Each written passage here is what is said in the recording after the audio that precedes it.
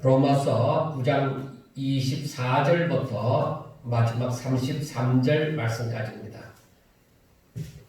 이 그릇은 우리니 곧 유대인 중에서뿐 아니라 이방인 중에서도 부르신 자니라. 호세아의 글에서도 그래도 이르기를 내가 내 백성 아닌 자를 내 백성이라 사랑하지 아니한 자를 사랑한 자라 부르리라. 너희는 내 백성이 아니라 한 그곳에서 그들이 살아계신 하나님의 아들이라 일컬음을 받으리라 함과 같으니라. 또 이사야가 이스라엘에 관하여 외치되 이스라엘 자손들의 수가 비록 바다에 모래 같을지라도 남은 자만 구원을 받으리니 주께서 땅 위에서 그 말씀을 이루고 속히 시행하시리라 하셨느니라. 또한 이사야가 미리 말한 바 만일 만군의 주께서 우리에게 씨를 남겨두지 아니하셨더라면 우리가 소돔과 같이 되고 고모라와 같았으리로다 함과 같으니라. 그런즉 우리가 무슨 말을 하리요? 의를 따르지 아니한 이방인들이 의를 얻었으니 곧 믿음에서 난 의여 의의 법을 따라간 이스라엘은 율법에 이르지 못하였으니 어찌 그러하냐? 이는 그들의 믿음을 의지하지 않고 행위를 의지함이라. 부딪힐 돌에 부딪혔느니라. 기름된 바 보라 내가 걸림돌과 그치는 바위를 시온에 두노니 그를 믿는 자는 부끄러움을 당하지 아니하리라 함과 같으니라. 아멘. 우리가 로마서 1장에서부터 8장까지를 한 대목으로 보고 했습니다. 그런데 지금부터는 9장에서부터 11장까지 계속 그 한 주제를 가지고 다루고 있는 것을 알고 9장을 읽으면서 여러분들이 또 11장까지 한꺼번에 계속적으로 여러분 읽어주시면 아마 도움이 되리라 믿습니다. 저는 이 9장에서부터 11장까지를 이제 읽으면서 믿음이 없이는 알 수 없는 놀라운 진리를 이 9장에서부터 11장까지 말하고 있다. 그렇게 생각이 되어졌습니다. 그리고 그 부분을 보면서 성경 전체가 하나님을 향한 믿음을 얘기하고 있다고 말을 해도 과언이 아니다. 그렇게 생각이 되어졌습니다. 왜냐하면 창조주이신 하나님은 하나님의 형상을 따라 하나님의 모양대로 지으신 사람에게 오직 믿음으로 하나님의 말씀을 듣고 순종함으로 영광 돌리기를 원하셨기 때문입니다. 이것을 알지 못하고 이 부분을 알지 못하고 아무리 우리가 예수님에 대해서 조금 안다고 해서 예수님의 보혈의 능력이면 전부야 그렇게 하면서 보혈의 능력을 계속적으로 얘기한다고 할지라도 그 사람들은 복음을 얘기를 한다고 할지라도 저들은 2%가 부족한, 즉 하나님의 계획을 알지 못하고 하나님의 뜻을 알지 못하고 저들이 복음에 대해서 얘기를 하고 있기 때문에 저들은 뭔가 부족한 복음을 얘기하고 있다고 해도 과언이 아닌 것입니다. 그래서 아마도 바울은 8장까지 하나님의 그 모든 그 섭리를 이렇게 하나님의 계획에서부터 성령의 역사에 이르기까지 그 하나님의 섭리를 말을 하고 있고 9장에서부터는 그 1장부터 8장까지를 말하다가 거기에서 뭔가 성도들이 확실하게 더 무엇인가를 알아야 되겠다는 부분에 대해서 어쩌면은 믿음에서 난 의를 더 말하고 있다고 해도 과언이 아닙니다. 먼저 바울은 동족을 향한 그 사랑을 말하면서 하나님의 나타내시고자 하는 것을 말씀하고 있습니다. 이 부분을 들으면서 먼저 생각해야 될 것이 바울이 9장에서도 그렇고 10장에서도 그렇고 시작하면서 자기가 동족을 얼마나 사랑하는지 저들이 구원받기를 얼마나 원하는지를 먼저 얘기를 했습니다. 하지만은 그 동족을 향한 사랑에 빠지지 아니하고 하나님에 대해서 얘기를 하는 거예요. 그래서 우리가 이 부분을 바라보면서 알아야 되는 것이 먼저 바울의 동족을 향한 사랑 그것만 알면 안 돼요. 바울은 이 동족에 대해서 얘기하면서 하나님에 대해서 얘기하고 있다. 그렇게 보셔야 돼요. 그래서 먼저 우리가 알아야 되는 것은 당연히 알고 있지만은 하나님은 창조주이시고 우리는 피조물이라는 사실을 우리는 머릿속에 담고 있어야 돼요. 그래서 우리는 앞에서 말 8장까지 보면서 우리가 익히 말을 해왔다시피 창세 전에 하나님께서 모든 것을 계획하셨다고 했습니다.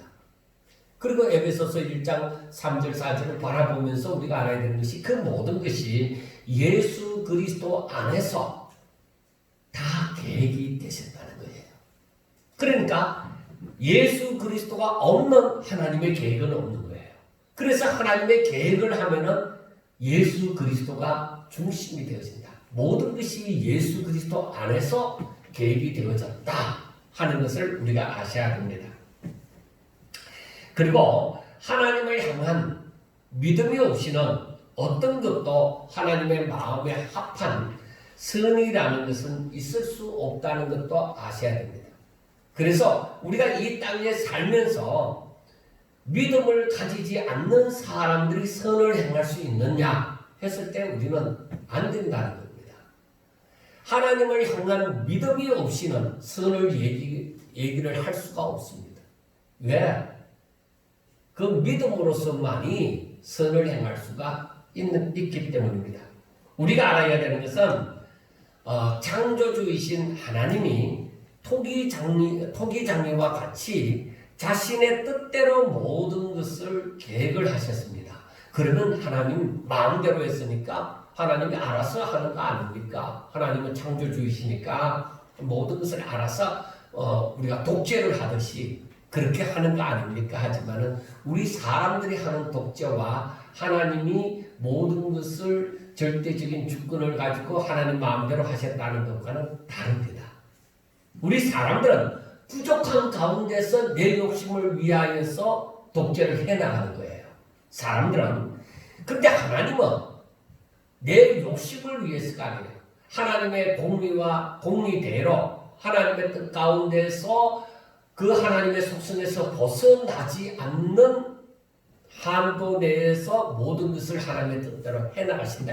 그러니까 하나님은 완전하신 분이시고 하나님은 선하신 분이시고 하나님은 전지전능하신 분이시기 때문에 그가 모든 것을 계획하시고 모든 것을 자신의 뜻대로 통치하신다고 하더라도 하나도 잘못된 것이 없는 거예요.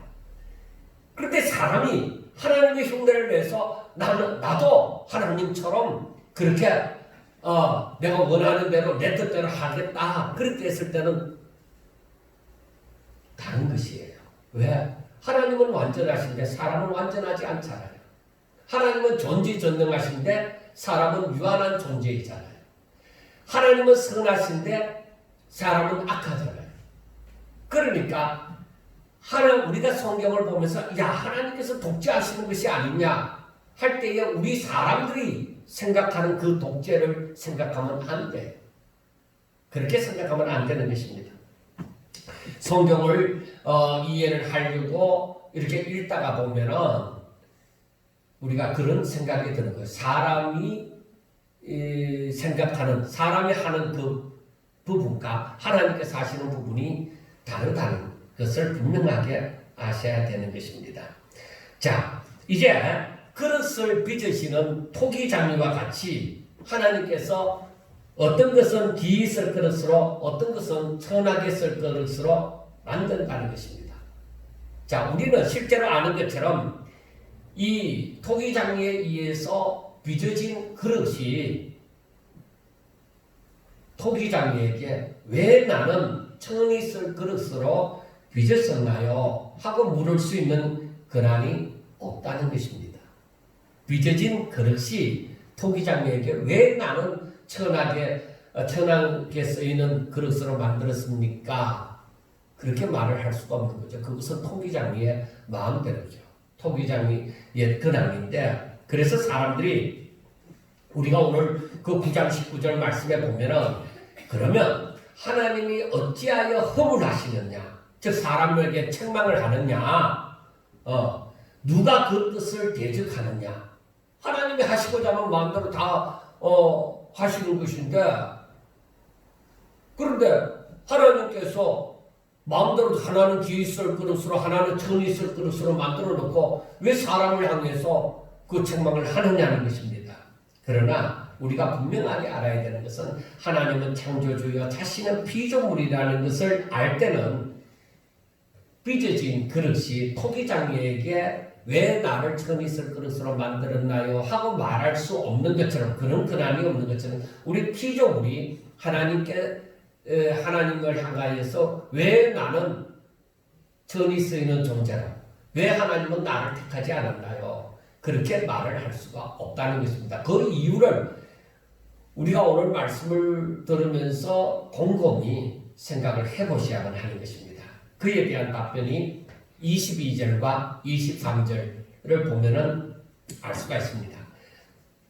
만일 하나님이 그의 진노를 보이시고 그의 능력을 알게 하고자 하사 멸하기로 준비된 진노의 그릇을 오래 참으심으로 관용하시고 또한 영광받기로 예비하신 바 긍휼의 그릇에 대하여 그 영광의 풍성함을 알게 하고자 하셨을지라도 무슨 말을 하리요. 자, 사실 이 22절과 23절이 그에 대한 답이기는 하는데 우리가 이해하기가 조금은 힘들기도 합니다. 자, 우리가 알아야 되는 것은 실상 모두가 죄악의 구름텅이에 빠져서 사망 가운데 처한 자들입니다. 하나님께서 그냥 버려두시면 다 사망 가운데 있습니다. 다 사망 가운데 있는 거예요. 그런데 하나님께서 어떤 부류의 사람들을 하나님께서 택하셨습니다. 그러니까 어떤 부류의 사람은 그냥 사망 가운데 그냥 두시고 어떤 부류의 사람은 하나님이 건지셨다 이 말이에요. 그런데 가만히 보니까 계속적으로 사망 가운데 처할 그 사람들에게 하나님께서는 그래도 그들에게도 참으시고 오래도록 참으시고 저들에게 간용을 베푸시는 것입니다. 그리고 이 말은 저들에게도 이 생명으로 옮겨지는 사람들, 즉 사망에서 생명으로 옮겨지는 사람들처럼 저들에게도 똑같이 복음이 들려질 수 있도록 그 사망 가운데서 생명으로 올 수 있는 그런 그 복음을 저들에게도 들려주셨다는 것입니다.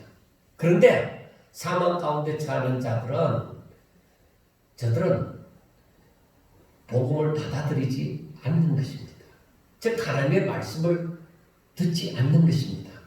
그래서 히브리서 3장 15절과 4장 7절에서처럼 이 말씀이 시편 95편 7절과 8절 말씀을 인용한 것인데 그 말씀이 뭐냐면은 오늘날 너희가 그의 음성을 듣거든 너희 마음을 완악하게 하지 마라. 강팍하게 하지 말라. 그렇게 말씀을 했습니다. 그러니까 여러분들 분명하게 아셔야 되는 것이 자 하나님께서 어떤 사람을 택하셨습니다. 그러면 그 사람이 어느 날 잠을 자고 나니까 짜잔 하고 완전히 내가 사망 가운데서 생명으로 옮겨서 완전히 막 부귀 영광을 누리고 그렇지 않습니다. 여러분들이 예수님을 믿고 나서 금방 모든 세상이 다 달라 보여졌습니까? 아닙니다. 이건 생명인지라 점점 이제 사망에서 생명으로 옮겨지더라도 거기에서부터 이 생명이 자라나는 거예요. 우리가 아이를 낳아도 뭐 금방 한 달 만에 갑자기 어른이 된다 이런 것이 없잖아요. 그래서 생명은 조금씩 자라나는 거예요. 그런데 여기에서 보면은 히브리서 그 3장 15절과 4장 7절에서 말하는 것처럼 오늘날 너희들이 그의 음성을 듣거든 하나님의 말씀을 듣거든 너희들 마음을 완고하게 하지 말라 그렇게 얘기했습니다. 그러니까 그 말씀은 너희들이 하나님의 말씀을 들었는데 생명으로 옮겨진 자도 내가 내 육신에 속한 자처럼 내가 욕심을 부리면은 이 생명이 안 자라나는 거예요. 그래서 신앙이 안 자란다 이 말이에요. 여러분 무슨 말씀인지 알았어야 돼요. 내가 하나님의 택함을 받고 부르심을 받아서 내가 사망에서 생명으로 하나님의 은혜 가운데 옮겨졌다 이 말이에요. 옮겨졌다 할지라도 내가 육신을 향한 그 육신의 소욕이 내가 너무 강한 거예요. 세상을 향한 욕심이 많은 거예요. 그래서 그 마음을 가지고 하나님의 말씀을 그대로 믿음으로 내가 순종하지 못한 자세가 되어지면은 내 생명이 거의 자라나지 않는 거예요. 옮겨졌다 할지라도. 그리고 한 부류의 사람들은 삶 가운데서 하나님의 말씀이 들려질 때에 전혀 아멘 하는 것도 없어요. 나는 이대로 내가 생각하는 대로 살다가 내가 그냥 죽을 거야. 나는 그 복음 필요 없어. 세상 사람들이 다 이렇게 살다가 죽은 것이지 않느냐. 야, 네가 천국 들어가 봤나? 이렇게 하면서 마음을 이 전하여지는 하나님의 그 소식에 대해서, 복음에 대해서 내 마음을 나쁘게 가지는 거야. 악하게 가지는 거야. 그 마음을 확고하게 해서 복음을, 아이고 우리한테는 얘기할 것도 없어요. 다른 사람에게나 전하세요. 우리는 아무리 목사님이 와서 얘기하더라도 우리는 예수 안 믿어요. 예수가 뭐 우리를 구원해 줄는지 뭐 어떻게 아느냐. 우리는 아예 이래 살다가 이렇게 죽을 거예요. 저들은 아주 지혜로운 자처럼 그렇게 얘기를 하는 거예요. 그게 바로 뭐냐. 하나님의 음성이 들려질 때에 저들이 마음을 스스로가 뭐예요? 문을 닫아놓고 절대로 마음문을 열지 않는 거예요. 그러니까 그 사람들은 뭐예요? 신앙이 안 자라는 것이 아니라 아예 사망에서 생명으로 옮겨지지도 않는 거예요. 그리고 우리가 이것을 조금 이해를 하셔야 됩니다. 자, 한번 보세요. 저들의 마음은 아담과 하와처럼 사단에게 마음이 미혹되어서 하나님의 말씀을 업신여기는 것처럼 저들은 아담과 하와가 사단에게 마음이 빼앗겨서 미혹이 되어져서 선악과를 따먹었잖아요. 그것처럼 그 사람들은 하나님의 말씀을 들어도 이미 내 마음이 사단에게 줘버려서 사단에게 내가 마음이 미혹되어져서 하나님의 말씀에 대해서 아예 손절을 아예 나 안 듣겠다. 그렇게 말을 한다는 것입니다. 그러니까 이들에게는 하나님께서 오래 참으시고 기다려주심이 아무 소용이 없는 거예요. 하나님께서 나는 너희들을 안 택해서 하고 이렇게 하는 것이 아닙니다. 저들에게 사람들이 하나님이 살아계십니까? 왜 이 사람들이 이 못된 놈들을 이대로 두십니까? 그렇게 사람들이 말을 할지라도 하나님은 참으시고 기다리시는 거예요. 그러나 그들은 돌아오지 않습니다. 그래서 저들이 할 말이 없다는 거죠. 우리가 로마서 1장 18절 이하에 말씀하는 것처럼 저들이 분명히 이 하나님의 이 모든 만물들에게 보여지는 능력과 신성이 저들에게도 보여져 알지만 저들은 전혀 하나님에 대해서 생각하지 않는 거예요. 그냥 누가 만들었든지 언제 풀이 생겨나고 언제 나무가 생겨났든지 알이 먼저인지 닭이 먼저인지 그거 신경 안 쓴다는 거예요. 그냥 생각하는 것이 자기들 세계에서만 생각하는 그것이 끝이 되어져 버립니다. 자, 이해를 돕기 위해서 열왕기상 그 11장에 보면은 아이야 선지자가 이 여로보암을 만나게 되어집니다. 북쪽 이스라엘의 처음 왕이 바로 여로보암인데, 그런데 이 여로보암이 아직 왕이 되어지기 전에 솔로몬의 부하로서 있을 때에 그때에 아이야 선지자가 이 여로보암을 만나서 얘기를 합니다. 너는 너의 마음에 원하는 대로 다스려 이스라엘 위에 왕이 되되 너가 만일 내가 명령한 모든 일에 순종하고 내 길로 행하며 내 눈에 합당한 일을 하며 내 종 다윗이 행한 같이 내 율례와 명령을 지키면 내가 너와 함께 있어 내가 다윗을 위하여 세운 것 같이 너를 위하여 견고한 집을 세우고 이스라엘을 너게 주리라.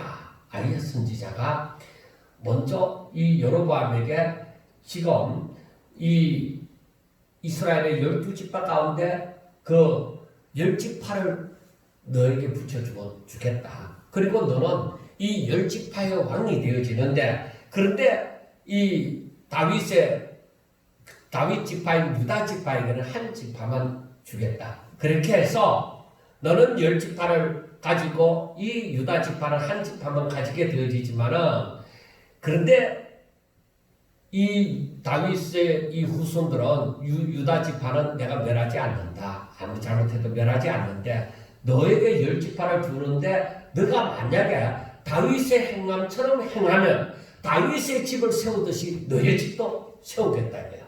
그러니까 왕위가 계속적으로 이어지리라고 하나님께서 선지자를 통하여서 말씀을 했습니다. 여로보암은 선지자로부터 들은 하나님의 말씀보다, 자기가 왕이 되어지고 난 다음에 그 말씀보다 자신의 생각이 더 앞서는 거예요. 나중에 자기의 아들이 죽게 되어졌을 때에 자기의 아내를 이 아이야 선지자에게 보내게 되어지는 일이 있습니다. 그때를 보면은 이 여로보암이 아이야 선지자의 말을 기억 안 하고 있는 것이 아니에요.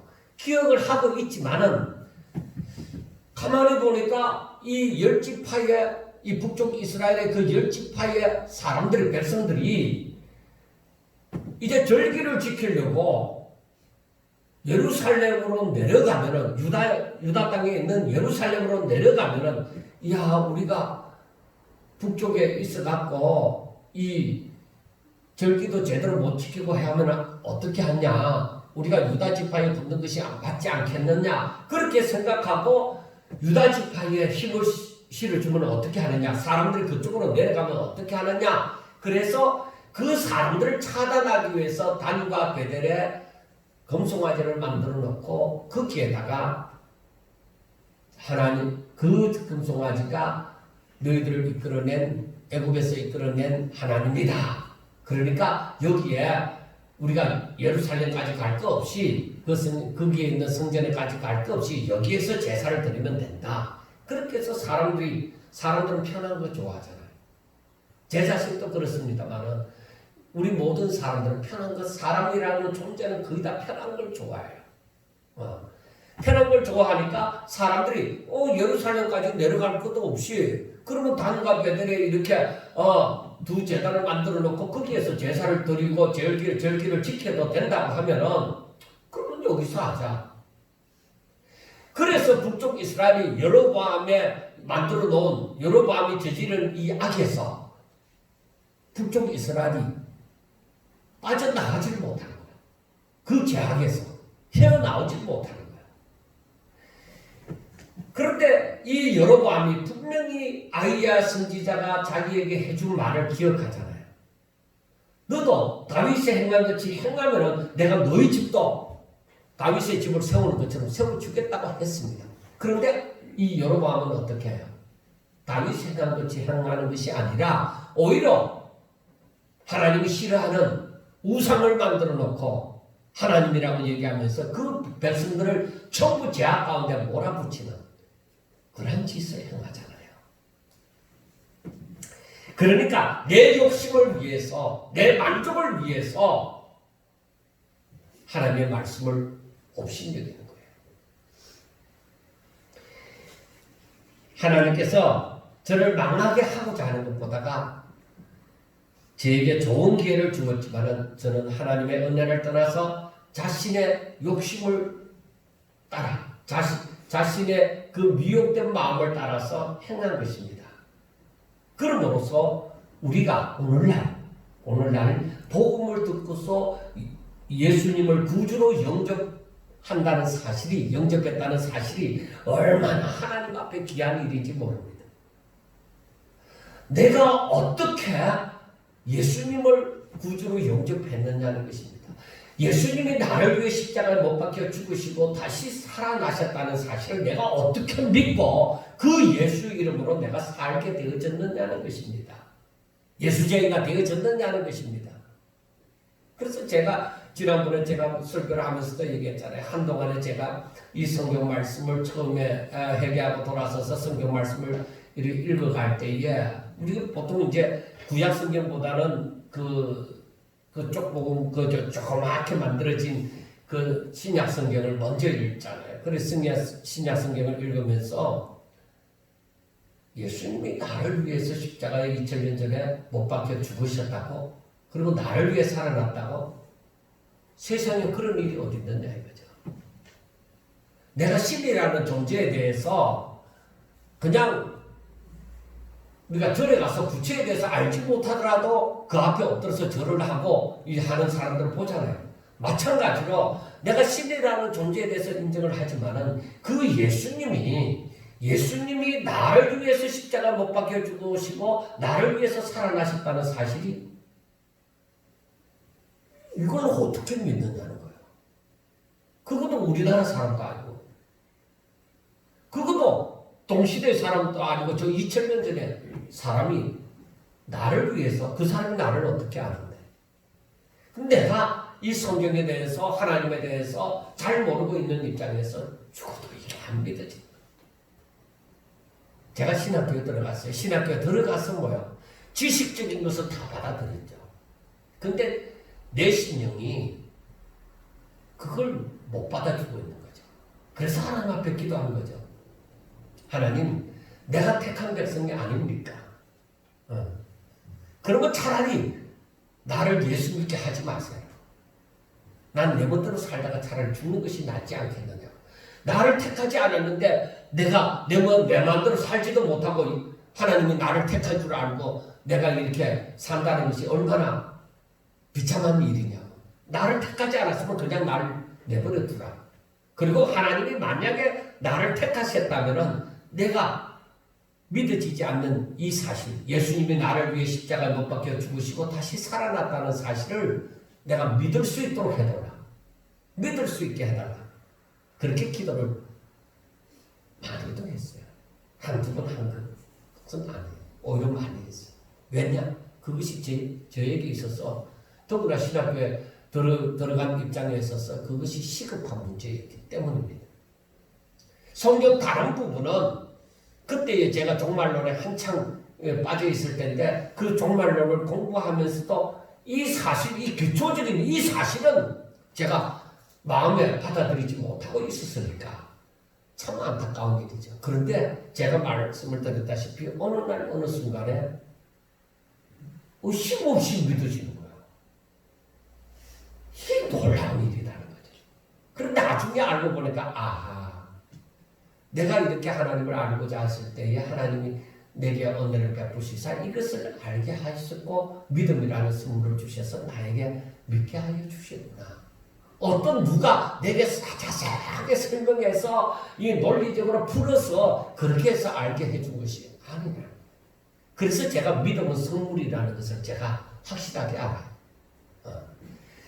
그래서 우리가 내가 어떻게 예수를 나의 구주로 나를 위해서 십자가에 못 박혀 죽으시고 다시 살아나는 사실로 내가 믿느냐는 거예요. 그 믿어지는 자체가 뭐야? 이건 하나님께서 나를 택하셨다는 증거라는 거죠. 그 믿음. 그리고 내가 믿음을 가졌을 뿐만 아니라 내가 하나님에 대한 관심을 가지고 하나님을 알고자 하고 하나님 뜻대로 살고 싶어서 내가 정말 영육간에 내가 노력을 하고 더욱더 하나님 앞에 가까이 나가기를 하는 그 마음이 있으면 하나님 어찌하여 내게 이런 마음을 주셨습니까?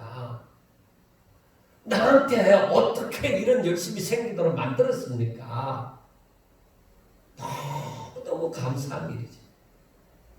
내가 하나님을 사랑하고자 하는 마음이 내게서 이렇게 다 생겨나고 어떻게 하면 하나님을 잘 믿을까 하는 이 마음이 내게 있다는 이 사실이 너무너무 감사하다는 거죠.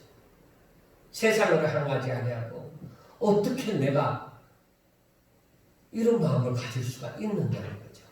이게 복이라고 생각을 하는 것입니다. 이게 하나님의 은혜가 아니라면 이러한 일이 일어날 수가 없는 것이죠. 자, 그렇다면 하나님을 믿지 않는 사람들이 또 말할 거 아니에요. 그러면 왜 우리에게는 그런 하나님의 은혜를 주시지 않았느냐? 그렇게 말을 할 거예요. 그 사람들이. 그러나 알고 보면 저들에게도 하나님이 그 마음 앞에 가서 노크를 한 거야. 문을 두드렸던 것이죠. 문을 열지 않은 것은 자기들이 문을 열지 않은 거예요. 분명하게 하셔야 됩니다. 저들에게도 하나님의 은혜가 임하였지만 저들의 마음이 완고하여 하나님의 말씀을 없인 여겨버린 거예요. 하찮게 여겨버린 거예요. 내게 우리 주님이 다가와서 내 마음을 노크를 한 거예요. 근데 마음이 강팍함으로 됐어. 내가 이제서 예수 믿으면 하게. 아니 내가 바빠 죽겠는데 나 예수 믿을 시간이 없어. 내가 한 나이 많아 늙으면 그때 가서 한번 생각해보지. 자, 택함을 받은 자라 할지라도 그런 생각을 할 수 있잖아요. 나 지금 예수 믿고 싶지 않아. 내가 내가 열심히 살다가 나이가 더 들어서 이제 너지막하게 내가 그때 가서는 이제 모든 일을 해놓고 그때 가서 내가 교회를 다니든지 하지. 이런 생각을 가지는 거예요. 그게 뭐예요? 내 마음에 이 세상을 향한 그 마음이 찼다는 것이죠. 그러니까 그 사람들에게는 하나님의 은혜로 인한 역사가 일어나지 않는 거죠. 믿음이 자라지 않으니까, 생명이 자라지 않으니까. 자, 그러면 우리가 토기장의 비유를 보면은, 자, 로마서 9장 19절부터 21절 말씀에 혹 너가 내게 말하기를 그러면 하나님이 어찌하여 허물하시느냐 누가 그 뜻을 대적하느냐 하리니 이 사람아 너가 누구에게 감히 하나님께 반문하느냐 지음을 받은 물건이 지은 자에게 어찌 나를 이같이 만들었느냐 말하겠느냐 토기장이가 지는 한 덩이로 하나는 기이 있을 그릇을 하나는 천이 있을 그릇을 만들 근함이 없느냐. 자, 여기에서 보면 어떤 기준이 있는 게 아니에요. 하나님의 절대적인 주권입니다. 하나님이 어떤 사람은 택하시고 하나님께서 어떤 사람은 버리시는 거예요. 그래 그 일이 언제 있었던 거예요? 창세전에. 에베소서 1장 3절 이하로 보면은 창세전에 이미 그 택하심이 있었던 것이죠. 그것은 하나님께서 미리 하신 가운데서 그렇게 전지하신 하나님이 그렇게 하셨던 것이죠. 그 말씀을 자 9절부터 13절에 보면은 로마서 9장 9절부터 13절 말씀을 보면은 약속의 말씀은 이것이니 명령 이때에 내가 이르리니 사라에게 아들이 있으리라 하심이라. 그뿐 아니라 또한 리브가가 우리 조상 이삭 한 사람으로 말미암아 임신하였는데 그 자식들이 아직 나지도 아니하고 무슨 선이나 악을 행하지 아니한 때에 택하심을 따라 되는 하나님의 뜻이 행위로 말미암지 않고 오직 부르시는 이로 말미암아 서게 하려 하사 리브가에게 이르시되 큰 자가 어린 자를 섬기리라 하시나니 기록된 바 내가 야곱은 사랑하고 에서는 미워하였다 하신가 같았느니라. 자, 이 말씀 또한 하나님의 절대적인 주권을 두고 말씀을 하십니다. 그렇다고 해서 하나님의 공의를 거슬리는 것은 아닙니다. 자, 한번 보세요. 야곱과 에서와 야곱이 어머니 뱃속에 있습니다. 쌍둥이로 존재를 하는 것이죠. 이들이 아직까지 엄마 뱃속에 있으면서 무슨 잘못을 저지르거나 무슨 말을 잘못하거나 하는 것도 없습니다. 근데 하나님의 선택은 어떻게 되어져요? 내가 에서는 미워하고 야곱은 사랑하였다는 것이죠. 이건 뭔가 잘못되어져 있지 않느냐는 거죠. 이들이 무슨 말을 하거나 무슨 행동을 한 것이 없다는 것이죠. 그런데 하나님께서 에서는 미워하고 야곱은 사랑했는데 어떻게 이럴 수가 있느냐 하는 것입니다. 그것이 무엇이냐? 하나님의 절대적인 주권이다. 그러니까 우리 사람과 똑같은 위치가 아니라 하나님은 완전하시고 선하시고 전지전능하신 그분이 창조주이신 그분이 바로 그렇게 하셨다는 것입니다. 자, 이것은 야곱에게 참 에서에게는 복음이 전하여지지 않았느냐? 그거 아니에요. 에서도 아버지 이삭과 어머니 리브가 아래에서 자랐습니다. 그 환경 가운데 있었습니다. 그러니까 하나님의 진노가 임할 사람들에게도 하나님의 은혜는 다 미쳤습니다. 그러니까 복음이 다 전하여졌다는 것입니다.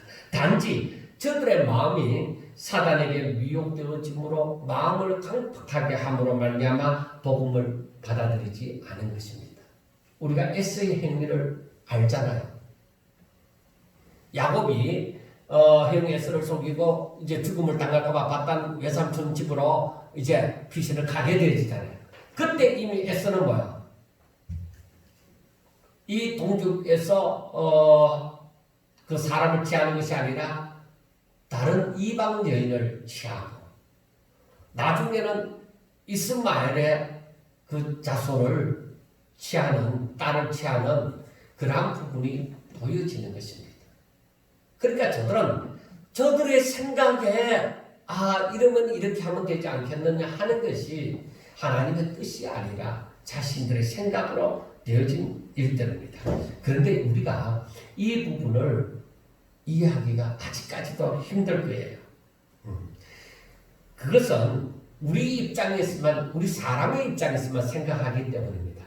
이 말씀은요, 정말 이해가 되어지면 여러분들은 대단한 거예요. 이건 지금 목사님들도 이해가 제대로 안 되어서 그 부분에 있어서 논쟁을 하기도 하는 것입니다. 근데 제가 말씀드리는 것을 잘 들으면서 또 한 예를 들어보도록 하겠습니다. 그래서 우리가 사람의 입장이 아니라 하나님의 입장에서 이 말씀을 다 이해를 해보라니까요. 마태복음 20장에 보면은 천국에 대한 비유가 나옵니다. 그때에 이 주인이 포도원에 일할 품꾼을 구하러 나갑니다. 그래서 품꾼을 아침 일찍부터 구해서 이제 자꾸 나가서 또 보고 또 품꾼이 거기에 일을 얻지 못하고 거기에 서 있으면 또 그 시간에 또 품꾼을 드리고 해서 마지막에 1시간 남기 전까지 그 사람을 들였습니다. 그런데 이 주인이 이제 마지막 제일 나중에 1시간만 일한 사람부터 이제 그 품삯을 지불하는 거예요. 그러니까 처음에 사람이나 나중 온 사람이나 간에 이제 다 품삯을 다 계산하려고 있는데 나중 온 사람부터 품삯을 계산하는데 한 데나리온씩 주기로 했으니까 한 데나리온씩 다 주는 거예요. 그래서 처음에 아침 일찍부터 온 그 품꾼은 생각을 하는 것입니다. 야, 1시간 일한 사람한테 한 데나리온 준다. 와, 우리는 땀 흘려서 하루 종일 일을 했으니까 더 많이 주겠지. 그런데 이상하게 좀 중반 정도에 온 사람도 한 데나리온. 자기 차례가 왔는데 자기 차례가 왔어도 똑같이 한 데나리온입니다. 이건 뭔가 잘못되어졌다는 것이죠. 그래서 이 사람이 얘기합니다. 나중 온 이 사람들은 1시간밖에 일하지 아니하였거늘 그들을 종일 수고하여 더위를 견딘 우리와 같게 하였나이다. 주인을 원망하면서 그렇게 얘기를 했습니다. 어떻게 이럴 수가 있습니까? 1시간밖에 일하지 않은 사람을 한 데나리온이라고 하면은 우리는 더위를 견디면서 하루 종일 일하지 않았습니까? 그런데 우리도 어떻게 한 데나리온을 줍니까? 이건 공평하신 하나님이 아니지 않습니까? 우리가 봉선을 부르면서도 공평하신 하나님 하고 부르잖아요. 여러분 이것을 두고 공평하다고 생각합니까? 대부분의 사람들이 이것을 두고서 공평하다고 생각하지 않습니다. 왜? 1시간 일한 사람이 한 데나리온이면 만약에 8시간을 일한 사람 같으면 어떻게 해요? 8데나리온이죠. 그런데 주인은 얘기합니다. 그렇게 주인을 원망하면서 얘기하는 일꾼에게 얘기를 합니다. 친구여, 내가 너에게 잘못한 것이 무엇이 있느냐? 나는 너에게 잘못한 것이 없다. 너가 나와 한 데나리온의 약속을 하지 아니하였느냐? 너를 데리고 올 때 한 데나리온 주기로 하고 하루 종일 우리 집에서 일하기로 했지 않느냐는 것입니다. 그러니까 내가 너한테 한 데나리온 주었잖아. 그러니까 내 것이나 가지고 가라. 나 죽은 이 사람에게 너와 같이 한 데나리온을 주는 것은 내 뜻이다 이 말이에요. 내 뜻이다. 그러니까 내 것을 가지고 내 뜻대로 할 것이 아니냐. 내가 선함으로 네가 어떻게 악하게 나를 보느냐는 것입니다.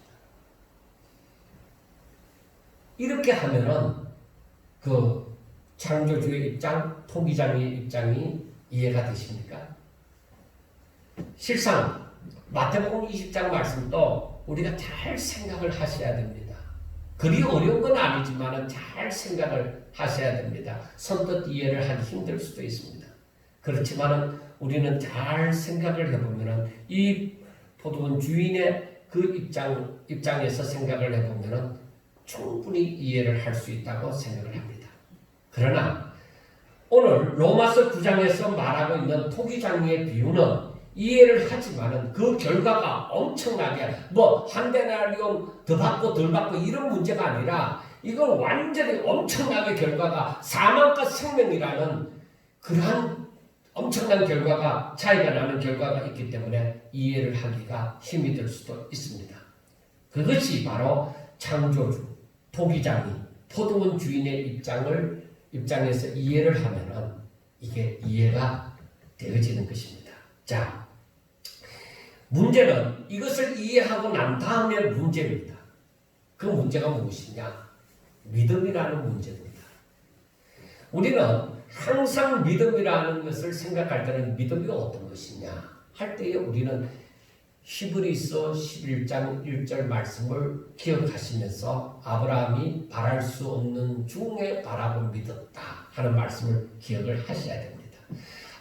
아무리 좋은 환경, 좋은 조건이 있다고 할지라도 하나님께서 원하시는, 찾으시는 그 믿음이 없으면 아무 쓸모가 없는 거예요. 우리가 교회에서 아무리 많은 사람을 전도하고 많이 봉사도 하고 성경 공부도 제자 훈련도 많이 하고 했는데 실질적으로 그 사람에게는 믿음이 없으면 그거 아무 소용이 없다는 거예요. 여러분 그거 잘 아셔야 됩니다. 이것이 이제 다음번에 할 로마서 10장으로 넘어가면은 이게 분명한 이해가 되어질 것입니다. 자, 실상 유대인들이 말한 것처럼 유대인들은 바울이 말한 것처럼 저들은 하나님 앞에 양자됨과 영광과 언약들과 율법을 세우신 것과 예배와 약속들이 이방인에게는 주어지지 않았지만 하나님의 백성이라고 불리는 이 유대인들에게는 이러한 특권이 주어져 있었습니다. 그런데 그래서 이들은 하나님을 향한 열심이 있어요. 율법을 지키고자 하는 열심. 그래서 저들 나름대로 장로의 유전도 있고 나름대로 여러 가지 부칙들이 있었습니다. 그런데 하나님을 향한 열심이 있으나 올바른 지식을 따른 것이 아니라 오히려 잘못된 지식으로 말미암아 헛된 열심을 내어서 하나님의 뜻을 이루지 못했다는 것입니다. 그래서 마태복음 7장에 나타나는 말씀처럼 주여 주여 하는 자마다 다 천국에 들어갈 것이 아니라 내 아버지의 뜻대로 행하는 자라야 할지니라.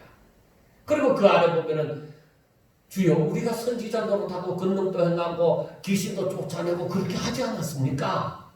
이것만 보더라도 우리에게 믿음이 있다는 증거 아닙니까? 아버지의 뜻대로 했다는 증거 아닙니까? 할 때에 우리 주님께서는 뭐라고 해요? 나는 너희를 모른다. 여러분, 우리가 생각할 때는 그 사람들이 하나님 아버지의 뜻대로 행하지 않았다고 말을 할 수가 없는 거예요. 누가 그런 얘기를 하겠어요? 저 사람들은 선지자 노릇했죠. 저 사람들에서 어떤 능력도 나타나죠. 저 사람들이 귀신도 쫓아내죠. 저 사람들이 구제도 행하죠. 그러니까 누가 저 사람들이 하나님의 사람이 아니라고 감히 얘기를 하겠느냐 이 말이에요. 그런데 우리 주님은 난 너희들 몰라. 그렇게 얘기한다는 거예요. 자, 그래서 로마서 10장으로 넘어가 보면 저들은 하나님께 대한 열심은 있다. 열심은 있는데 올바른 지식을 따른 것이 아니라 잘못된 지식을 따랐다는 거예요. 그래서 그들은 결론이 뭐냐면 하나님의 의를 행하려고 하는 것이 아니라 자기의 의를 위해서 행한다는 거예요. 마태복음 6장에 있는 말씀처럼 주님께서는 뭐라고 했어요? 너희는 먼저 그 나라와 그의 의를 구하라. 그렇게 말씀을 했잖아요. 그런데 지금 이들은 의를 행하고자 하는데 누구의 의를? 자기의 의를 행하고자 하는 거죠. 하나님의 의를 구하는 것이 아니라 자기의 의를 구하는 것이죠. 그래서 우리는 예수 믿는 사람들이 정신 차려서 이 말씀들을 보셔야 되는 것입니다. 하나님의 뜻이 무엇인가? 자, 그러니까 저들이 너무나도 이방인들이 감히 따라올 수 없는 열심이 있기 때문에, 그런데 저들이 이방인들은 구원을 받는데 저들은 구원을 못 받으니까 이게 얼마나 안타깝느냐 말이에요. 그러니까 바울이 너무너무 속이 상한 거죠. 바울은 자신의 동족들에게 많은 핍박을 받습니다. 이단 취급을 받는 것이죠. 그래서 유대인들이, 이 율법에 대해서 열심히 있는 유대인들이 바울을 죽이고자 한 거죠. 예수님을 죽이고자 한 것처럼 바울도 저거는 말도 안 돼.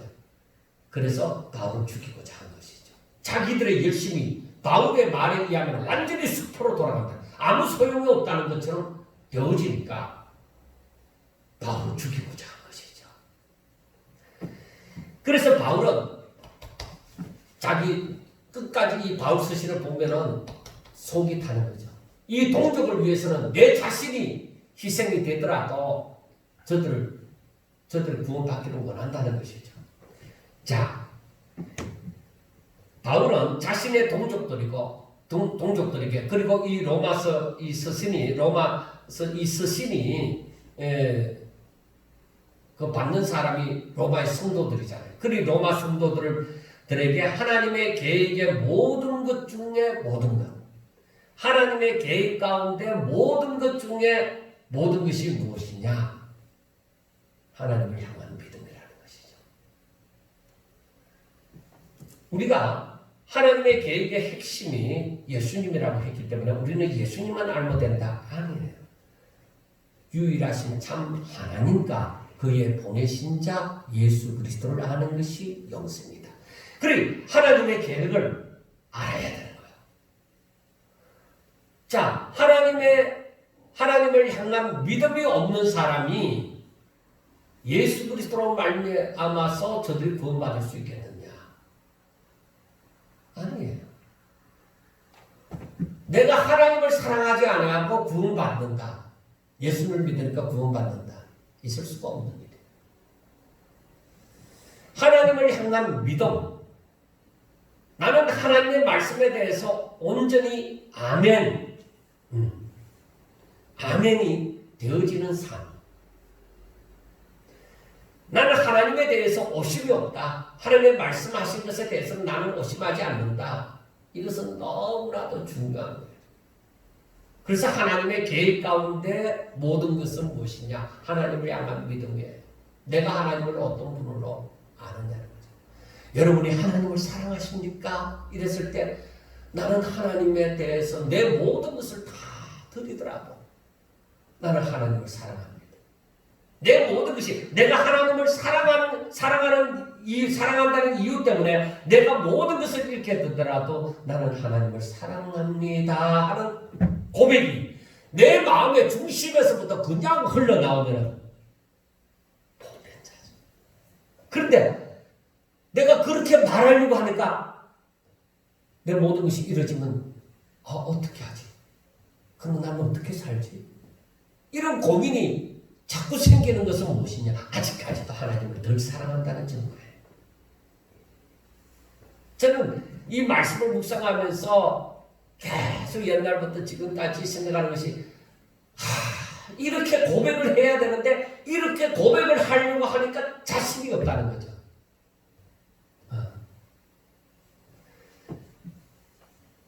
부름받아 나선 이 몸을 찬송을 하면서 악을 골짝 빈들에도 복음 들고 가오리다.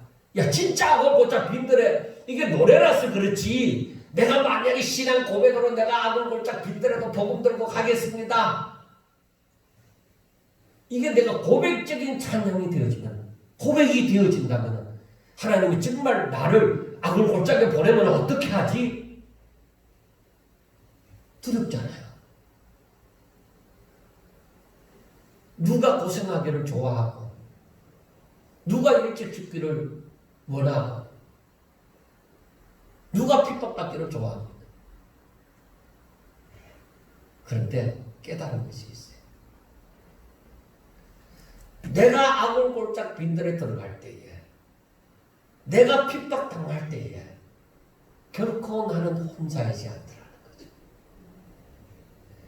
그러니까 우리 주님께서 내가 세상 끝날까지 너희를 고아와 같이 버려두지 않겠다는 거예요.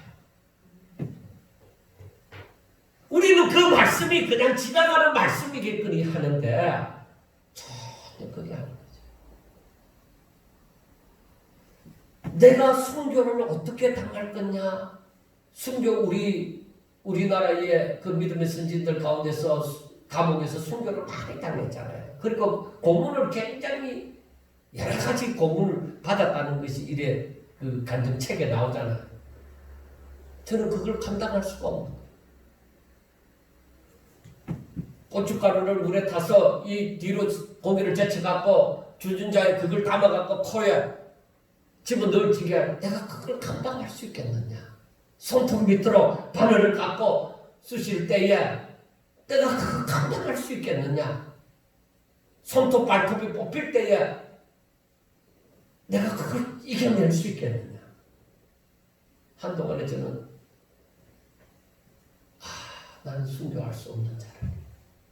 처음에 그 간증책들을 신학교 다니면서 많이 읽을 때 너무나도 눈물 날 정도로 나는 연약한 존재라는 것을 알게 되어졌습니다.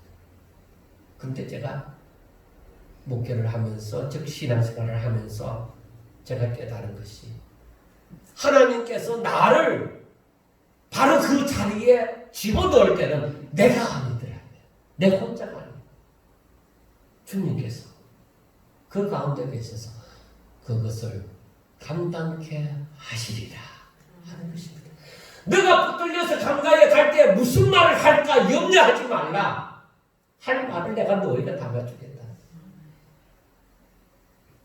그래. 하나님이 하시는 거예요. 결코 내가 하는 게 아니에요.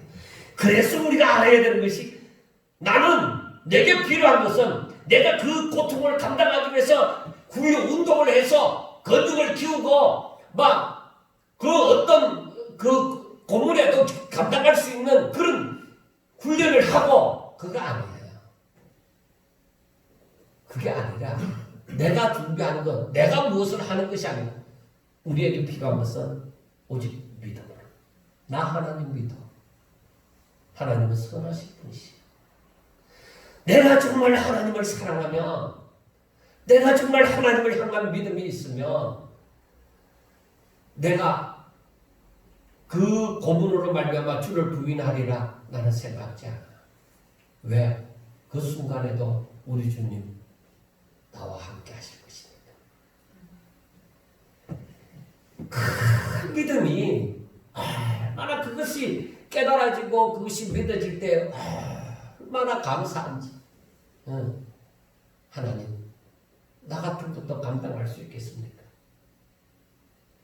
하나님 내가 정말 하나님을 사랑하면 내게 다가오는 모든 것을 종이 감당할 수 있겠습니까? 그래서 믿음으로 하는 말씀이 너무나도 귀하다는 것을 알게 되어진 것이죠. 믿음이 뭐냐? 전적으로 하나님을 믿는 겁니다. 자, 여러분,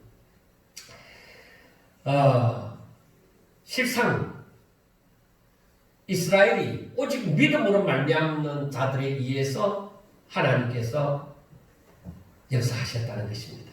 즉 하나님께서 은혜를 베푸시사 믿음으로 말미암아 사는 자들을 남겨두시지 아니하셨다면, 즉 남은 자들을 두시지 아니하셨다면 벌써 이스라엘이 아무리 아브라함의 후손이라 할지라도 벌써 멸망을 했을 것입니다. 여러분, 그런데 성경을 보다 보니까 남은 자가 많지가 않아. 남은 자가 많지가 않아. 그러니까 믿음으로 산다고 하는 사람들이 그렇게 많지 않다는 것이죠.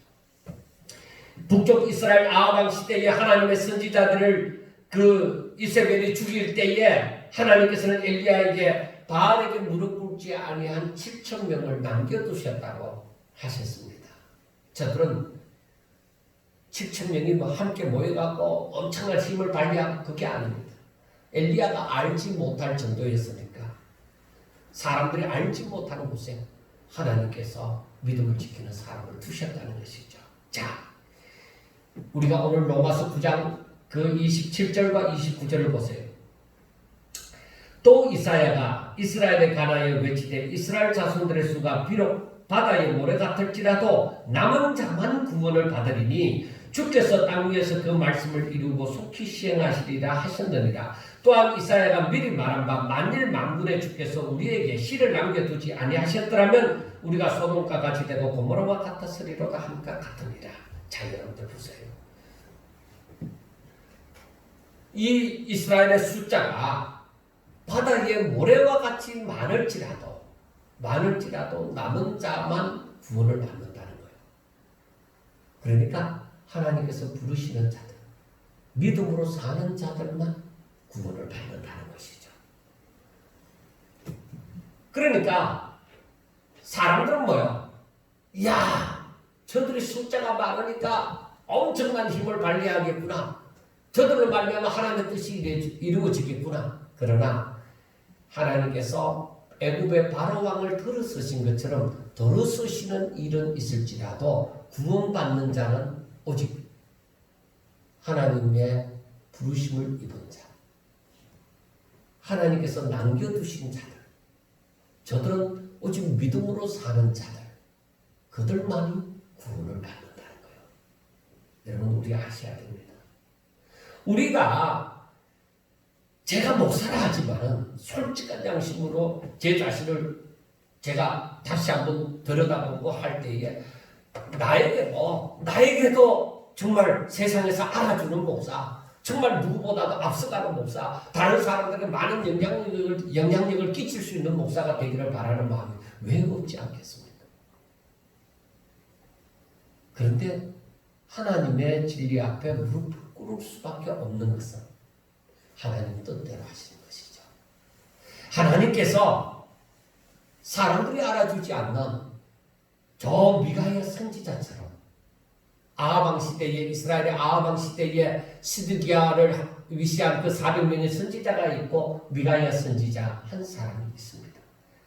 그 시드기야를 위시한 400명의 선지자는 이 세력을 나라의 그 힘을 등에 업고서 베르벨 말을 다 합니다. 미가야의 뺨을 후려칠 만큼 대단한 근세를 가졌습니다. 그런데 미가야는 그 뺨을 맞고 억울한 소리를 듣게 되어질지라도 하나님의 말씀을 분명하게 전합니다. 왕은 전쟁터에 나가서 죽을 것입니다. 이놈의 자식, 내가 살아서 돌아와서 내가 너에게 분명히 내가 처벌을 징계를 하리라고 얘기를 하지만은 왕이 살아 돌아오신다면은 얼마든지 그렇게 하실 수 있겠죠. 왕은 죽는다. 여러분, 많은 사람이 답이 아닙니다. 많은 사람이 진리가 아닙니다. 하나님이 그 많은 사람을 원하시는 것이 아니겠습니다. 하나님의 사랑, 즉 하나님을 사랑하고 하나님을 믿는 사람, 오직 하나님의 말씀을 순종하기를 기뻐하는 사람들, 그 사람을 원하신다 이 말이에요. 하나님께서 이들이 아니라면 벌써 이 땅은 소돔과 고모라와 같았으리로다. 그 시대에, 구약시대에. 이미 소돔과 고모라의 멸망을 우리가 보았잖아요. 여러분, 앞으로 이 세상은 소돔과 고모라보다 더 악한 세상이 되어져 가는 거예요. 성경이 말한 대로.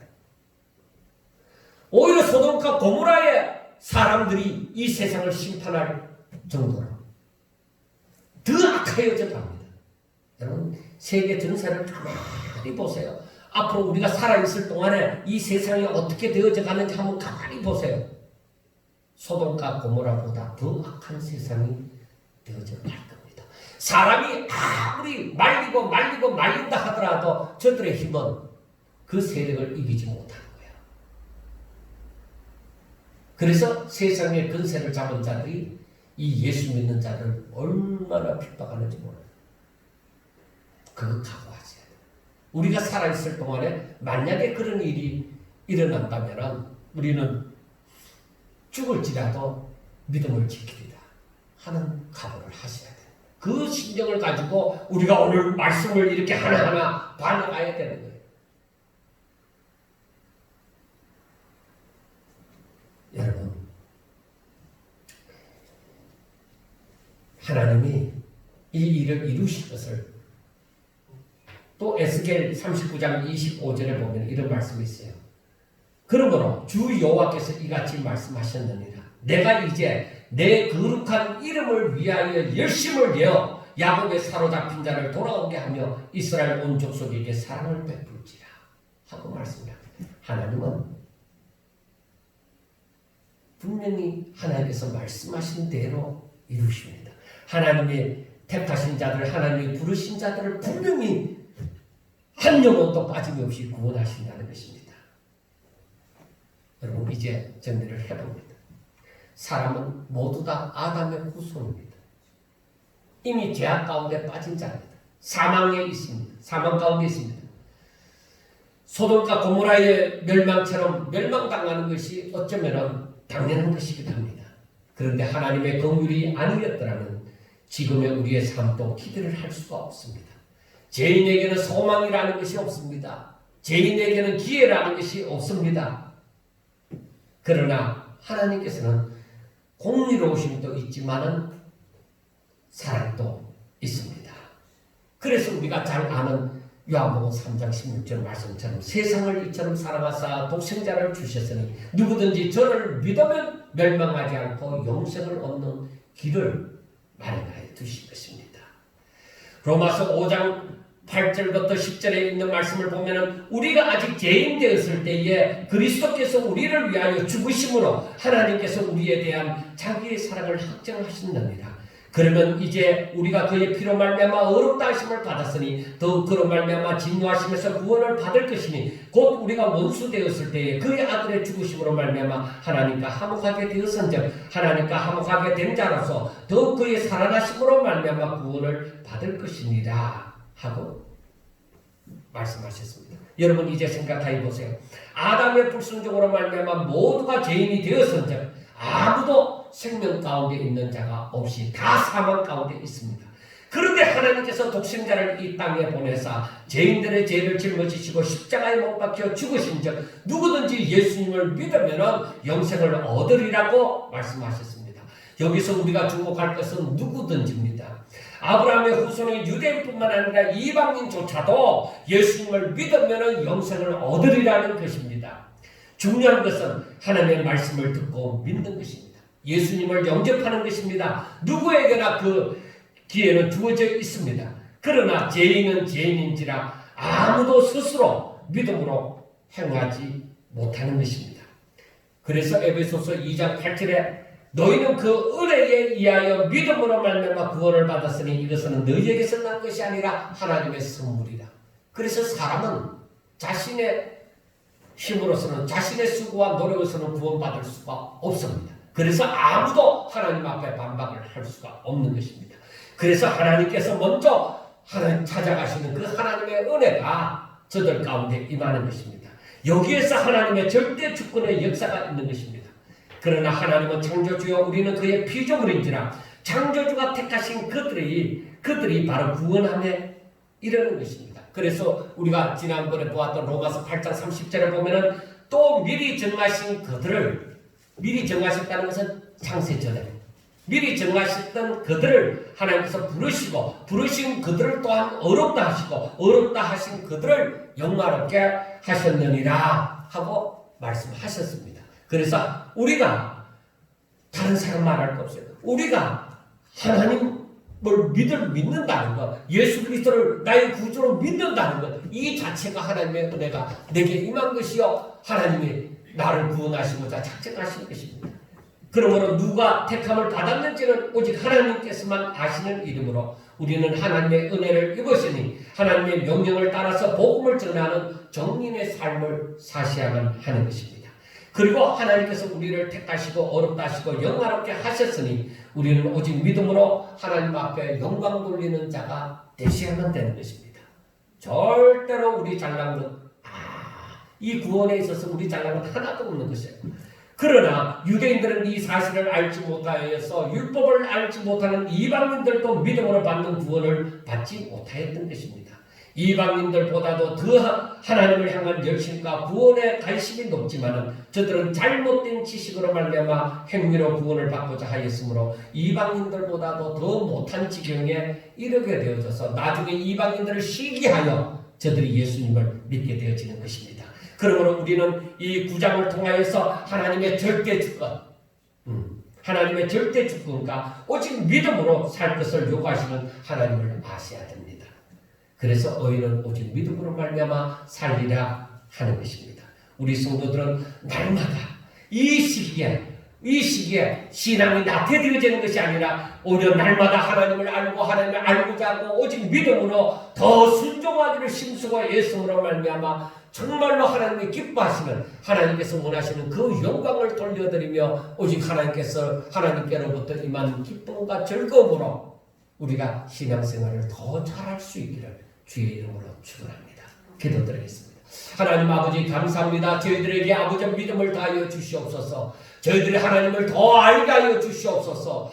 하나님께서 주신 그 믿음으로 말미암아 아버지 우리들은 하나님의 말씀을 듣고 그것을 깨닫고 그 말씀을 따라서 순종하기를 심쓰고 애쓰게 하여 주시고 그로 말미암아 우리가 기쁨과 즐거움을 누리며 더욱더 우리가 사는 의미를 깨닫고 존재의 의미를 깨닫고 정말로 하나님 앞에서 아버지 하나님의 백성으로 산다는 것이 우리들에게 최고의 아버지의 기쁨이 되어질 수 있도록 주여 축복하여 주시옵소서. 하나님 사랑하는 성도들 꼭 붙잡아 주시고 좌로나 우로나 흔들리지 않게 해주시고 이 어두워져가는 세상 가운데서 하나님의 백성으로 빛으로 소금으로 살게 하여 주옵소서. 예수님 이름으로 감사하며 기도드리옵나이다. 아멘.